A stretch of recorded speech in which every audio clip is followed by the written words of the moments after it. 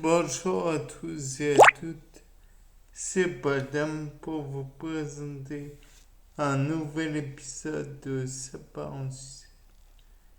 Donc maintenant que nous savons que les viscères du concombre de mer sont toxiques et que le concombre de mer en lui-même est un genre d'immense recycleur,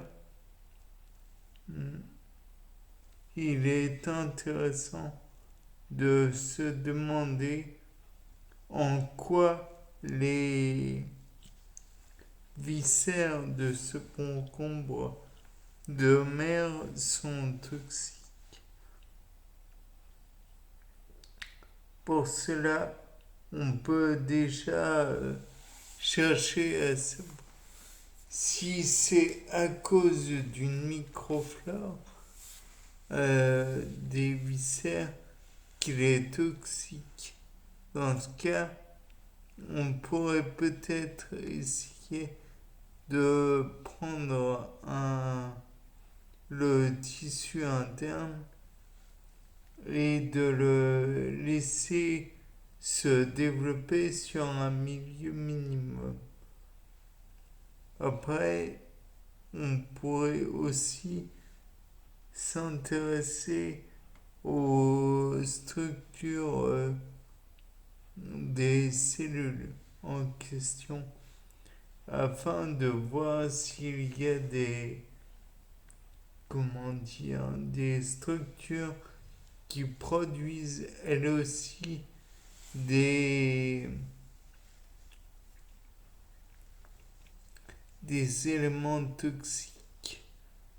On pourrait par la suite chercher à savoir si le concombre de mer stocke, entre guillemets, des éléments qui sont dans le sable qu'il filtre et afin de voir si ces éléments sont stockés dans des tissus adipeux, peut-être,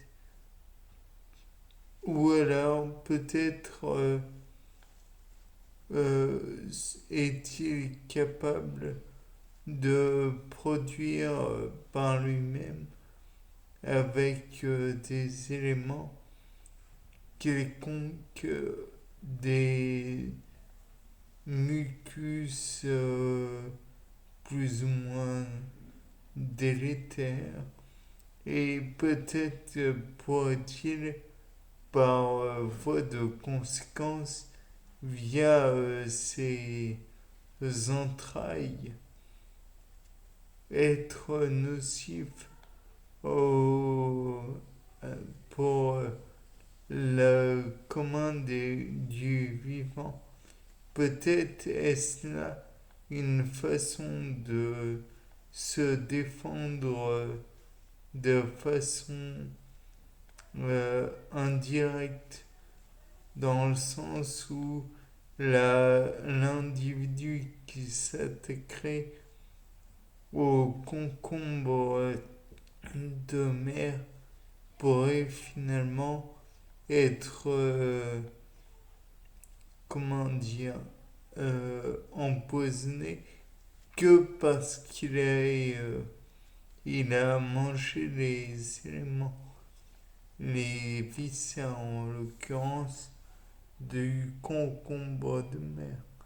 En d'autres circonstances, peut-être que ces tissus ne sont pas toxiques. Peut-être que le concombre de mer lui-même ne peut pas éjecter son poison parce que cela demanderait par exemple une mitochondrie pour lui permettre d'ouvrir un porc par exemple qui, j'imagine du moins, qui pourrait libérer cet élément toxique.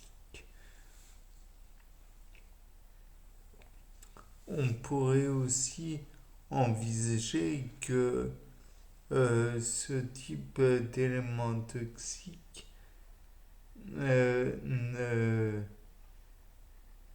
n'est toxique que pour un type d'animaux.